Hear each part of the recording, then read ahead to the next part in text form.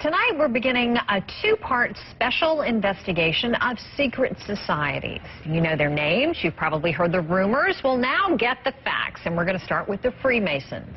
5 million people around the world are believed to be members. More of them than you might think are in positions of power in Washington, and that has led to plenty of conspiracy theories about Masons controlling our government. So we put Tom Foreman on the case to get the real story. Cloaked in mystery, their ways hidden from view, one of the greatest secret societies holds a centuries-old sway over Washington, the Masons. Or maybe not. I met Dick Fletcher across from the White House. He's a top official with the Masons, or Freemasons as they're also known. And here, amid statues of Revolutionary War heroes, he tells us many of them were indeed Masons. They believed in the principles of Freemasonry, and to that extent, the extent of truthfulness and the extent of ethics and honor and morality, yes. I truly hope Freemasonry had an influence in their lives. But it wasn't a conspiracy? Oh, absolutely not. That's just foolishness. Or is it you're just not telling me because it's a secret?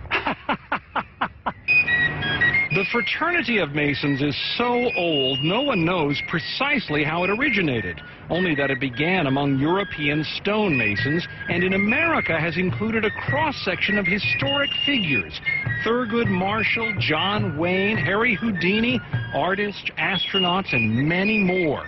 The Masons' political influence is legendary, traced in the book Revolutionary Brotherhood by Worcester Polytech professor Stephen Bullock. Making a political career often involved joining the Freemasons and becoming part of that. So in American history, somewhere around maybe a third of all the U.S. presidents have been members of the fraternity. This is the temple room. So how do men who gather for fellowship and to raise countless millions for charities draw so much suspicion?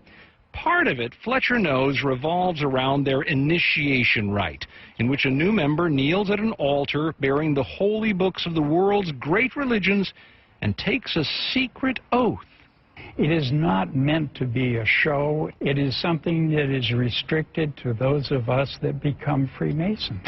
But that has spawned centuries of suspicion, readily apparent these days on the internet. People questioning the Masonic requirement that a man need only profess his belief in one God.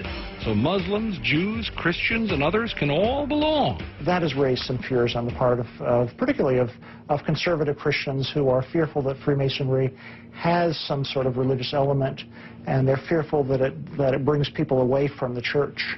The conspiracy crowd looks at things like this extraordinary Masonic monument in Virginia and sees an even bigger plot for a single world government under Masonic rule. Conspiracy theorists suggest famous Masons like George Washington and his brethren embedded their belief in the very fabric of our nation. For example, on the $1 bill, look at the pyramid with the all-seeing eye up on top. And in the map of Washington itself, look at this. If you start at the White House and you simply connect some famous landmarks, you wind up with an upside-down pentagram. Satan worship, global domination. Has Professor Bullock, who is not a Mason, by the way, ever seen evidence of any of that?